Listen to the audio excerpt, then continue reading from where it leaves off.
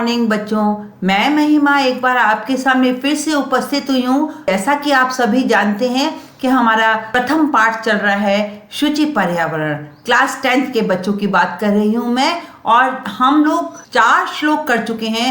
अब हम जो है श्लोक नंबर 5वें पे हैं और हम उनके प्रश्नोत्तर कर रहे हैं। जो पैटर्न हमारे पास एग्जाम में आता है उस तरीके का पठित पद्यांश कर रहे हैं। और जैसा आप जानते हैं बच्चों कि मैं इन श्लोकों की हिंदी पहले करवा चुकी हूँ। अगर आपको वो हिंदी एक बार रिवाइज फिर से करनी है, आप जो है आई बटन को यूज करके आप वहां तक पहुंच करके जो हिंदी अनुवाद है वो एक बार रिवाइज कर सकते हैं। राइट, मैं एक बार ये श्लोक पढ़ रही हूँ और पढ़ने के बाद इन क्वेश्चंस को करना हम शुरू करेंगे।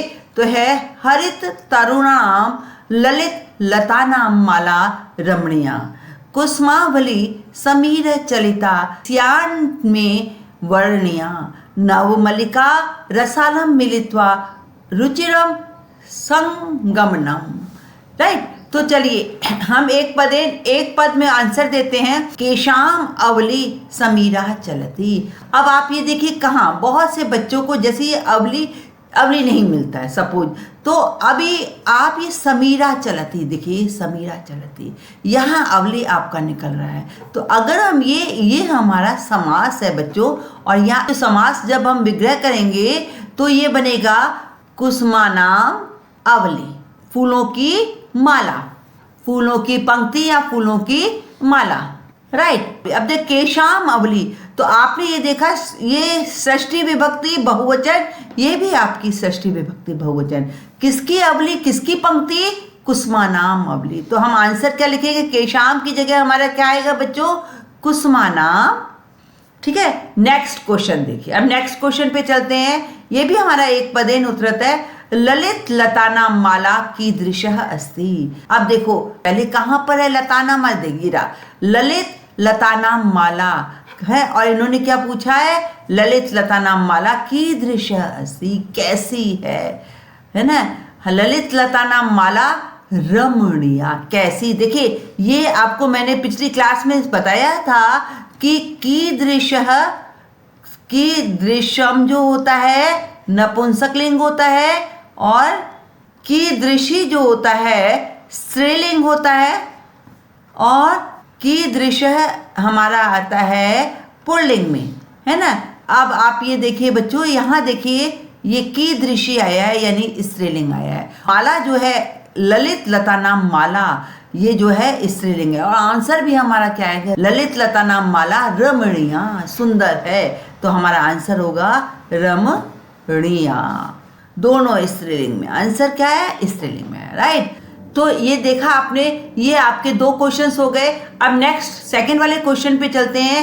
पूर्ण वाक्यानुत्तरत। पूर्ण वाक्यानुत्तरत में हमारे पास आया है, क्वेश्चन दे रहा है का रमणीय अस्ति। श्लोक में चलते हैं बच्चों, क्या रमणीय अस्ति। अब ये देखिए आपके रमणीया, हरित तरुणानाम ललित लतानाम माला रमणीया, का रमणीय अस्ति। तो ये पूरा का पूरा हमारा आ जाएगा हरित तरुणानाम, और दूसरा हमारे पास क्या है, ललित लतानाम। अब देखिए तरुणानाम यहाँ पे हमारे पास ऊपर विसर्ग जाए, अनुस्वार जाएगा, म ऊपर जाएगा तरुणानाम, और दूसरा है हमारा ललित लतानाम माला रमणीया अस्ति। ओके, ये आपका पूर्ण वाक्यानुत्तरत। Next third number question. अब थर्ड नंबर क्वेश्चन पे चलते हैं। प्रदत्तो विकल्पेभ्यो उचितम उत्तरम चित्वा लिखत। देखिए ये आपको आंसर देने हैं, बहुत क्वेश्चंस आपने किए हैं। अब इसमें क्या है, आम्रम इति पदस्य पर्याय का पर्यायवाची शब्द यानी समानार्थी शब्द, इसका एक समान शब्द कौन सा है, रसालम रुचिरम संगमनम माला। तो रसालम मतलब भी आम होता है, तो हमारा इसका राइट आंसर होगा रसानम। अब इसको हम इस तरह से भी लिख सकते हैं क्योंकि इसे अकेला चल रहा है हमारे साथ, तो हम इसको रसालम ऐसे भी लिख सकते हैं, रसालम।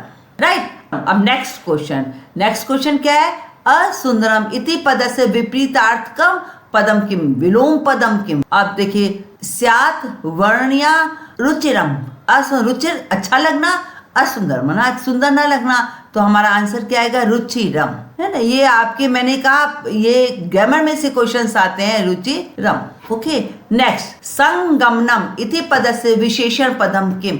अब हमें श्लोक में ऊपर चलते हैं, देखते हैं संगमनम कहाँ पे आया है। ये रहा संगमनम का हमारे पास जो है रुचिरम संगमनम, अच्छा लगने वाला संगम। रुचिरम, इसका हमारे पास कौन सा विशेषण होगा? विशेषण पद क्या होगा? रुचिरम। ठीक है, और आप देखिए ये भी नपुंसक लिंग है, ये भी नपुंसक लिंग है। मैंने आपसे हर बार बता रही हूँ कि विशेषण विशेष एक ही विभक्ति, एक ही वचन और एक ही लिंग में होते हैं, राइट। सब कुछ सेम सेम होता है। ओके, चलिए आगे चलते हैं। श्लोक के अव्यय पद कति संति। श्लोक में अव्यय पद कितने हैं? अब हम देखते हैं हमारे पास कितने श्लोक में अव्यय पद आए। अब शुरू की लाइन देखते हैं। पहली लाइन, हरित तरुणा नाम ललिता नाम माला रमणिया, नहीं है कोई भी हमारे पास अव्यय। अव्यय बच्चों आप लोग जानते हो ना क्या होता है, क्या होते हैं अव्यय? अव्यय वे होते हैं जो हर हालत में एक समान रहते हैं, चाहे वो पुल्लिंग हो, स्त्रीलिंग हो, नपुंसकलिंग हो, एक वचन हो, द्विवचन हो, बहुवचन हो, प्रथमा विभक्ति हो, द्वितीय विभक्ति, षष्ठी विभक्ति, हर हाल में जो एक समान रहते हैं वो अव्यय कहलाते हैं। जैसे मैं आपको एक उदाहरण के द्वारा ये समझा देती हूँ कि अव्यय क्या है। मैं यहाँ देखिए, यहाँ लिख देती हूँ आपको अव्यय क्या होते हैं। कोई भी अव्यय ले लेती हूँ, आपको समझाने की कोशिश करती हूँ। जैसे च है ना, ये च माना क्या होता है? और छोटा सा, ये बिल्कुल साधारण सा अव्यय है। और अव्यय च, अब जैसे अगर हम स्त्रीलिंग, सपोज हम स्त्रीलिंग लेते हैं, जैसे हम लेते हैं सीता गीता च, है ना, सीता और गीता। हमेशा जब च लिखते हैं तो च पीछे चला जाता है, सीता और गीता, यानी ये स्त्रीलिंग है, सीता गीता च। अगर हम लिखते हैं राम श्याम च, तो राम श्याम च। अब आपने देखा ये पुल्लिंग है तो भी ये च की तरह से लगा। जैसे नपुंसक लिंग में हम लिखते हैं मित्रम, मित्र और मित्र, मित्रम मित्रम च, मित्रम मित्रम च। ये तीनों हमारे क्या हुए? देखिए तीनों में हमारा ये नपुंसक लिंग है, ये पुल्लिंग है और वो स्त्रीलिंग है। लेकिन हमने क्या किया? हमने च को कहीं परिवर्तन नहीं हुआ, च हमारा च के रूप में लगा। ठीक है, तो हम इस तरह से देखते हैं कि हमारे पास जो अव्यय आता है, अव्यय हमेशा एक ही विभक्ति और एक ही वचन में लगते हैं।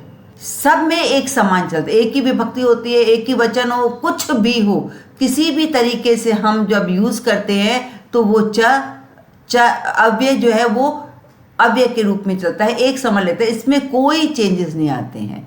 ओके, तो चलिए आगे चलते हैं हम। तो हमारे पास पहली लाइन में कोई अव्यय नहीं है।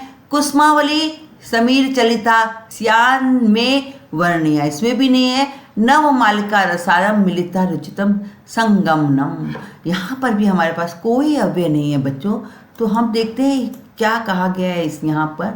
श्लोके अव्यय पदम कथि संति एक त्रीणि द्वे न अस्ति। तो हम आंसर क्या देंगे यहाँ पे? हम देंगे न अस्ति, यहाँ पे कोई नहीं है। ओके, चलिए अब नेक्स्ट हमारे पास श्लोक नंबर 6 आता है। हम चलते हैं श्लोक नंबर 6 पर। इसको पहले पढ़ते हैं बच्चों, और आप लोग पढ़ते हैं कि नहीं पढ़ते हैं? आपको पढ़ना बहुत जरूरी है। अगर आप पढ़ते हैं तो आपको एक तो संस्कृत श्लोक बोलना आ जाता है, दूसरा आपको 2 या 3 शब्द जो एक साथ जुड़े हुए होते हैं उन्हें पढ़ने का तरीका आ जाता है। अगर बच्चे आप पढ़ोगे तभी पता चलेगा कि ये किस तरह से, कहाँ पे रुकावट आएगी, कहाँ पे हमें इसमें विराम देना है, कहाँ इसमें कॉमा लग रहा है, कहाँ रोकना है शब्द को, तो वो सब चीज़ें आप सीखोगे। इसलिए श्लोक पढ़ना बहुत जरूरी है। चलिए मैं श्लोक पढ़ती हूँ। आई चल बंधो खगकुल कलरवम गुंजित वन प्रदेशम पुर कलरवम संभ्रमित जनेभ्यो धृत सुख संदेशम चाक चिक जालम नो कुर्या जीवितम रस हरणम। राइट, तो चलिए इसको पढ़ते हैं, और हिंदी आपने सीखी हुई है। नेक्स्ट, एक पदेन उत्तरत। एक पदेन उत्तरत में क्या है? वन प्रदेशम केशाम कलरवेण गुंजिता अस्ति। अब हमारा जो वन प्रदेश है वो किस से गुंजित होता है ना? केशाम किससे अब आई चल बंदो खगकुल कलवरम गुंजित वन प्रदेश। देखिए गुंजित वन प्रदेश कलरवेण गुंजित गुंजितम किससे हमारा गुंजित होता है? खगकुल कलरम, खगकुल यानी पक्षियों की आवाज से। तो केशाम में आंसर हमारे पास षष्ठ, हमें आंसर किस में देना है बच्चों? हमें आंसर देना है षष्ठी विभक्ति बहुवचन में, तो पक्षियों से। तो क्या आ जाएगा यहाँ पे? ये देखिए यहाँ आपका आ रहा है ना, तो यहाँ पे गुंजितम, तो यहाँ पे खग की षष्ठी विभक्ति लगाएंगे तो हमारे पास आंसर आ जाएगा खगानाम, राइट।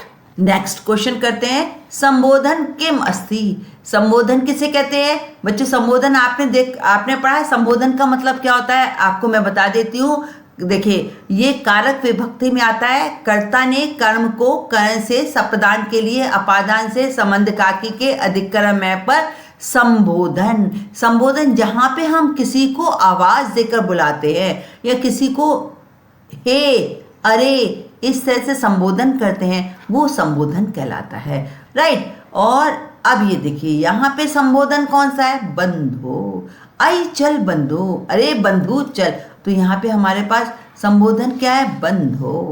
और हमारे पास हमें देखिए इसमें भी जैसे संबोधन चिन्ह है, ये संबोधन चिन्ह है, तो हमें इसे संबोधन चिन्ह भी लगाना होता है। Okay, next second number question. Second number question है केव जीवित रस संहरणम न कुर्यात, है ना।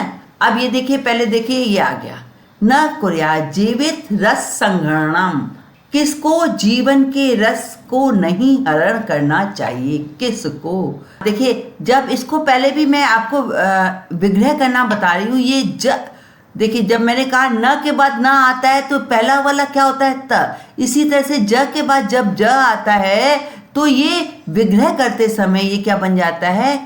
कुर्यात जमा जीवित। जमा का मतलब क्या होता है? प्लस। बच्चों संधि में जमा बोलते हैं संस्कृत को, कुर्यात जमा जीवित, जमा इसमें क्या है? रस, और जमा रस के बाद हरणम, ये 4 शब्दों से बना है। तो इसमें क्या कहा है क्वेश्चन? पूर्ण वाक्य उत्तर क्या है? किम जीवित रस संग्रहण न कुर्यात, किसको जीवन के रस का हरण नहीं करना चाहिए? चाक चिक जालम, है ना। ये पूरा क्वेश्चन आ जाएगा दुनिया की चकाचौंध को, दुनिया की चकाचौंध को। तो आंसर क्या आएगा?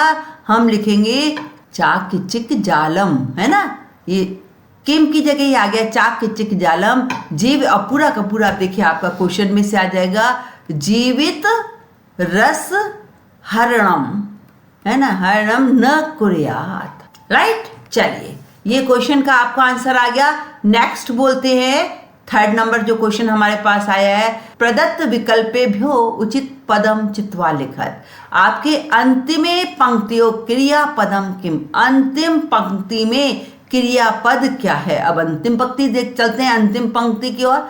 चाक चिक जालम नो कुर्यात, कुर्यात जीवित संहरणम, नहीं करना चाहिए। यहाँ पे बच्चों चाहिए कुर्यात, ये विधिलिंग है ना। बहुत से बच्चे क्या करते हैं? कुर्यात ज लिख लेते हैं, हलंत लगा देते हैं। नहीं बच्चे, जब इसको हम विग्रह करते हैं, अलग करते हैं, तो ये ज से त बन जाता है। तो हमारा यहाँ पर अंतिम पंक्ति में क्रियापद क्या होगा?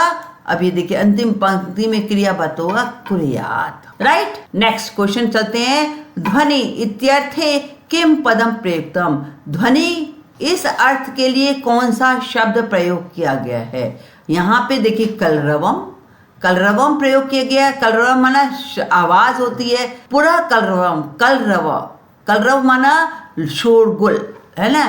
तो ध्वनि आवाज, तो यहाँ पे क्या आएगा? कलरव, राइट। नेक्स्ट आ जाइए, पुरा कलरव संभृतो जनेभ्यो धृत सुखम संदेशम अस्मिन वाक्ये अव्यय पदम किम।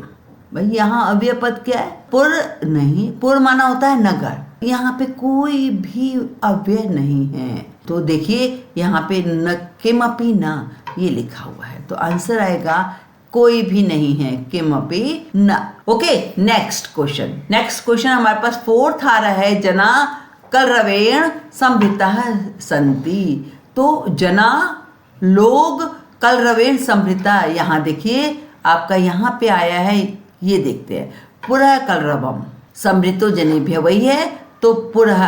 अब ये देखिए पुर नहीं लिखेंगे, पुर कलरवम, ये यहाँ पे आया है जना।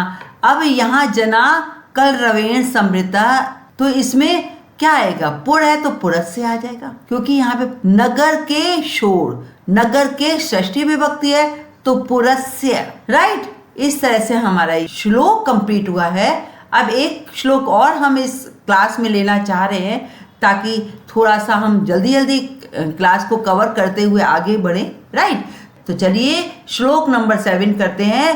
पहले मैं पढ़ती हूँ इसे, आप भी अपनी जगह बैठे हैं, आप सब लोग भी जब जब क्लास ले रहे हो तो आप पहले जरूर एक बारी श्लोक को पढ़ें। नहीं आता है तो भी पढ़ें, धीरे धीरे पढ़ें, कहीं रुक रुक कर पढ़े, कहीं गलत शब्द बोलते हैं पढ़ें, लेकिन पढ़ें जरूर, और धीरे धीरे आपको सही रास्ता अपनाना आ जाएगा। आपका वही तरीका है जैसे छोटे बच्चे होते हैं, चलें गिरते पड़ते चलते हैं और फिर एक दिन वो चलना सीख जाते हैं। इसी तरह से आप लोग भी गिरते पड़ते श्लोक पढ़ेंगे, थोड़ा गलत थोड़ा सही, और फिर चलते चलते आपको श्लोक पढ़ना आ जाएगा, राइट। प्रस्तर तले लता तरु गुल्मा नो भवन्तु पिष्टाः, पाषाणी सभ्यता नर्सर्गे स्यान्य समाविष्टाः, मानवाय जीवनम कामये नो जीवन मरणम, है ना। अब एक पदेन उत्तरत, लता तरु गुल्मा कुत्र न पिष्टाः भवन्तु, कहाँ कुत्र, मैंने आपको पिछली क्लास में भी बताया था, कुत्र जहाँ आता है स्थान होता है ना, स्थान होगा या कोई जगह होगी। प्रस्तर लता तरु गुल्मा नो पिष्टा, है ना, न पिष्टा, तो कहाँ पे, प्रस्तर तले, पत्थरों के नीचे, है ना। तो आंसर क्या आएगा, प्रस्तर तले, राइट। चलिए आगे और चलते हैं। कस्मई जीवनम कामे, किस जीवन की कामना की गई है। अब देखो जीवन कामे, किस जीवन की कामना की गई है, मानवाय, कस्मई चतुर्थी विभक्ति और मानवाय भी चतुर्थी विभक्ति, तो क्या लिखेंगे, क्वेश्चन की विभक्ति वचन सेम होते हैं, है ना। मानवाय चतुर्थी विभक्ति एक वचन, कस्मई भी चतुर्थी विभक्ति एक वचन। मानव जीवनम काम्याय, किस जीवन की, मानवाय जीवनम काम्ये, मानव के जीवन की कामना की गई है, राइट। चलिए अब देखिए, ये मैंने पूरे वाक्य में लिख दिया, जबकि हमें पूरा वाक्य नहीं लिखना था। ये हमारा एक पदेन उत्तरत है, तो हमें एक शब्द में आंसर देना था, इसलिए हमने इसको रद्द कर दिया। ओके, अब क्वेश्चन नंबर 2 करते हैं, जो है पूर्ण वाक्य उत्तरत। आपको पूरे वाक्य में आंसर देना है। क्या लिखा हुआ है, निसर्गे का पाषाणी सभ्यता समाविष्टा न स्यात्। अब श्लोक में देखते हैं। अब देखिए, पाषाणी सभ्यता निसर्गे स्यात् समाविष्टा, है ना। और इन्होंने क्या कहा है, इन्होंने क्वेश्चन क्या है, क्वेश्चन में ही आंसर दे दिया है, निसर्गे का पाषाणी सभ्यता समाविष्टा न स्यात्। तो हमें वैसे क्वेश्चन ये बनना चाहिए, क्वेश्चन बनना चाहिए निसर्गे, ये पाषाणी नहीं होना चाहिए, कौन सी का मन, क्या सभ्यता, है ना। तो इसमें हमारा का सभ्यता समाविष्टा न स्यात्, तो हमें आंसर लिखना होगा निसर्गे पाषाणी, सब का की जगह क्या लिखेंगे, पाषाणी, पाषाणी सभ्यता समाविष्टा न स्यात्, है ना। पाषाणी कटा हुआ होना चाहिए, का सभ्यता, कौन सी सभ्यता, पाषाणी सभ्यता समाविष्टा न स्यात्, राइट। चलिए नेक्स्ट क्वेश्चन करते हैं। हमारे पास क्वेश्चन नंबर 3 है, प्रदत्त विकल्पेभ्यो उचितम पदम चित्वा लिखत। आपको उचित पद छांटना है। भवन्तु इति क्रियापद से कर्तृपदम किम, इसमें देखिए कर्तृपद क्या है हमारे पास, भवन्तु बहुवचन है, तो ये देखिए भवन्तु आया है ना। भवन्तु का कर्तृपद क्या हुआ, लता तरु गुल्मा। यहाँ देखिए ये श्लोक के माध्यम से लिखा हुआ है, श्लोक में लिखा हुआ है, तो यहाँ पे नो होने के कारण यहाँ पे विसर्ग हट गए हैं, तो हम यहाँ क्या करेंगे, विसर्ग लगाएंगे। ये लता तरु गुल्मा, हमें तो केवल ऑप्शन को चूज करना है, तो हमारा आ जाएगा लता तरु गुल्मा। ओके, ये हमारा आंसर आ गया। नेक्स्ट, प्रकृतियाम इति पद से समानार्थक पदम किम। प्रकृति का समानार्थक पद क्या है, निसर्गे, निसर्गे माना प्रकृति, है ना, तो इसमें आ जाएगा निसर्गे। जब मैंने हिंदी समझाई थी आपको अनुवाद समझाया था तब बताया था निसर्गे मतलब प्रकृति, राइट। चलिए, जीवनम इति पदस्य विपरीतार्थकम पदम किम, जीवन का विपरीत पद, उल्टा पद क्या है?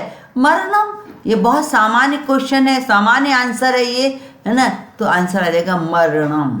ओके, पाषाणी सभ्यता समाविष्टा न स्यात्, कहाँ नहीं समाविष्ट होनी चाहिए? निसर्गे, है ना, ये क्या आ जाएगा? निसर्ग। अभी ऊपर भी क्वेश्चन ऐसा ही आया था, निसर्ग माना प्राकृतिक सभ्यता में समाविष्ट नहीं होनी चाहिए, राइट। तो चलिए, ये आपका क्वेश्चन कंप्लीट हो गए और आपने देखा आज हमने इस क्लास में 3 श्लोक लिए और तीनों श्लोक के हमने क्वेश्चंस आंसर्स पे डिस्कस किया। ओके, और मैं समझती हूँ आपको ये पूरे श्लोक अच्छी तरह से समझ आ गए होंगे, तरीका आ गया होगा आपको करने का। और अब नेक्स्ट आप, मुझे उम्मीद है पूरे आप ये श्लोक लिखने का तरीका, करने का तरीका, ग्रामर का वर्क उठाने का तरीका और पैटर्न सब कुछ सीख गए होंगे, है ना बच्चों। तो चलिए, हम अब ये क्लास यहीं क्लोज करते हैं। जाते जाते एक बार फिर से मैं कहूँगी कि आप हमें सब्सक्राइब कराइए, अपने फ्रेंड्स से कहिए सब्सक्राइब करें और आगे जो भी डिस्कस हो अपने फ्रेंड्स के साथ डिस्कस करें इन क्लासेस को लेके, ताकि वो भी लाभ उठा सके। और नेक्स्ट क्लास लेके मैं बहुत जल्दी आपके पास आऊँगी। तब तक के लिए goodbye. Okay, thank you बच्चों।